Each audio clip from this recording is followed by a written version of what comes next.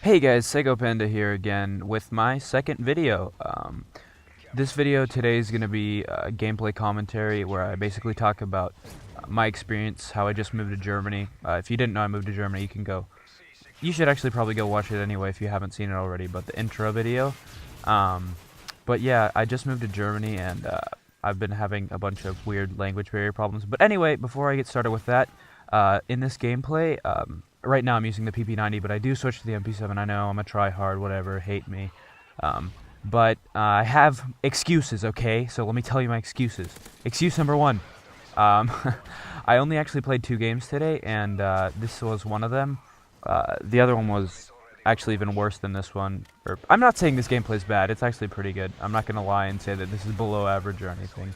But the other one was worse than this, and the reason that I was only playing 2 games today is because I was at a swim meet all day, and then I got back and I got these 2 gameplays, and then I went out to dinner, and now I'm coming back and I'm commentating over it, and you know, for me it is better to upload a not so good game and actually have a commentary than to not upload anything at all, because I'd like to be uploading daily. If you want to see more things about my schedule and that kind of stuff, you can go watch my intro video. But yeah, so today I'm talking about new stuff in Germany. But so if you didn't know, I moved here 2.5 months ago, and it's been kind of weird. I am going to an international school, so they speak English there, so it's not in school, it's not a big problem, you know, because everybody speaks English. There are German speakers there, but there's people from all over, so it's not weird there. But when I get out of school and I want to go do stuff, I can't most of the time. Sometimes people here speak English. I mean, a lot of Germans do speak English. But it kind of sucks because I have to rely on my parents more than I would like to. When I was living in the States, I mean, I could do whatever I wanted, but here, I mean, it's not like my parents don't let me do what I want, but here, I mean, I have to take them everywhere with me. If, for example, if I'm going to go out to eat, go get something to eat by myself, I really can't because I have no idea what to say to people. And I am learning some German. I'm in a German 1 program at school, so, you know, I'm learning, oh, hi, how are you? My name's Carl, what's your name? That kind of thing. It's actually pretty freaking useless when you're trying to do real world stuff. But anyway, while I've been here, I have acquired some pretty interesting stories of things that have happened with problems with language barriers and that kind of stuff. So without further ado, story number 1. Here in Germany, public transportation is a lot better than in the US, at least from what I've noticed so far. And so I take a bus every day to swimming practice after school. It's like a public bus. And on there, you know, most of the guys who are driving buses haven't had much of a schooling, or haven't had much schooling in their life. So as you could probably guess, they don't speak very good English, and my German isn't good either. So one day I was getting on the bus, and the way that it works here is that they don't check your tickets. Like there's the bus drivers or the train drivers or whatever it is that you're getting on, they don't check your tickets. But sometimes, I'd say maybe once a week, these undercover guys come on to your train or bus or whatever, and they just ask you for your ticket.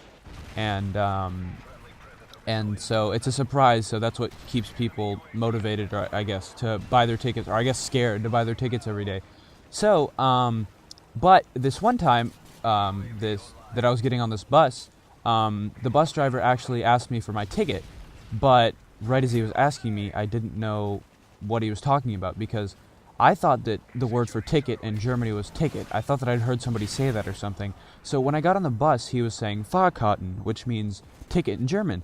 But I didn't know what he was saying because I didn't know what that word meant yet. So he was just looking at me and he was like, Fahrkarten. And I was like, was? Which is what? He was like, Fahrkarten. I was like, was?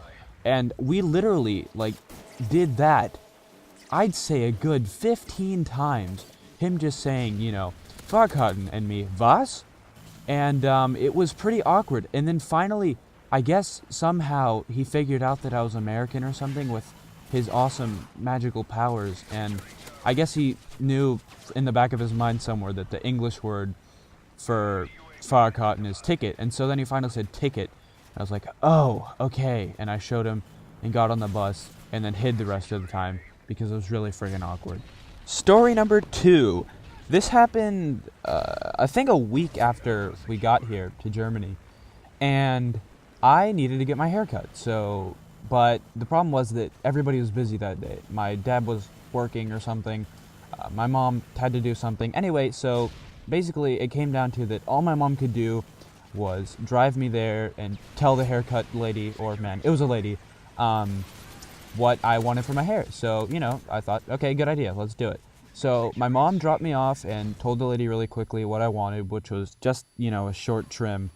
And then she left, right? And I'm thinking, all right, good, this is going well so far.